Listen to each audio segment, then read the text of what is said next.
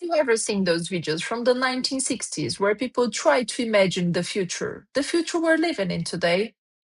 In those videos, they imagine things that now feel almost funny, like printing a paper bill and going to the bank to pay it, or other situations that are completely unthinkable today. So, what do these videos have to do with mindset? And why does this matter so much for leadership? Hi, I'm Inara Sanchez. I'm a Brazilian people and organization executive. I've been working with human development for almost 25 years. And today I want to talk to you about change and mindset. Over the years, I've had the opportunity to mentor many senior leaders through complex transformations. And today I'd like to share some of the most important lessons I've learned along the way. First, let's talk about how our mind works. Imagine living in the same house for many years, with the furniture always in the same place. Over the time, you know that house so well that at night you don't even need to turn on the lights to go to the bathroom. You just walk through the dark without thinking. Now imagine that one day someone changes all the furniture. What happens when you get up at night in the dark? You will probably hit a chair or trip over the sofa. And if walls were also moved to different places, it would be even more confusing and honestly very stressful. Now think of the house as your mind. The furniture and the walls represent your beliefs and values. Getting up at night is like acting based on ideas you've followed for many years without even thinking about them.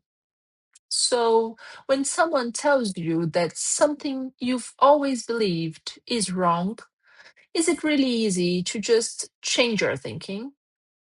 And when a deep value is questioned, how easy is it for you to change everything you are used to? We spend our whole lives building our beliefs and values. They come from our experiences, education, culture, relationships, places we live and work. This doesn't happen overnight. Once this structure is built, our brain uses it to create shortcuts. And these shortcuts help us make decisions faster. The truth is, we are not fully aware of every decision we make. Most of the time, our brain recognizes patterns and decides for us automatically to save energy. These shortcuts are what we call unconscious biases. They help us in many situations, but they can also limit us when we need to think more carefully, especially as leaders. Now, let's go back to those videos from the 1960s. The people who made them were trying to imagine the future, but they could only imagine it based on what they knew at the time. Their ideas were limited by their own reality. And that's exactly why those videos are so interesting. The same thing happens to us today. We are shaped by what we know now. And the truth is simple, we don't know what we don't know. This is where something called the Dunning Kruger effect becomes very important. When people know very little about a subject, they often feel very confident. As they learn more, they start to realize how complex things really are, and their confidence decreases. This is why good leaders need humility, curiosity, and a strong desire to keep learning. But why is all of this so important for leaders?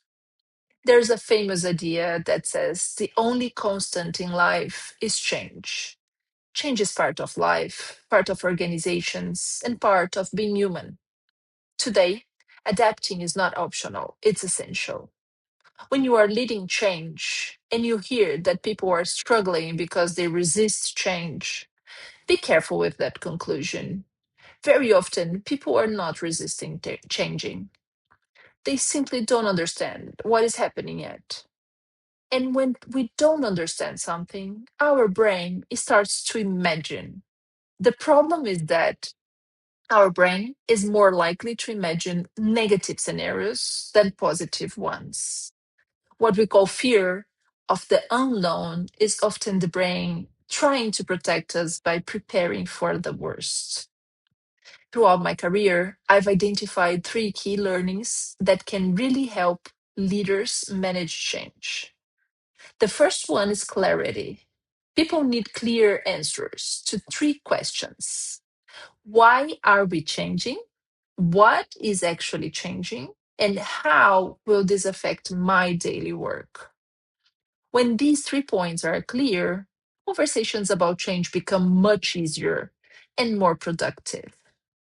The second learning is that people usually don't fear change itself, they fear losing something.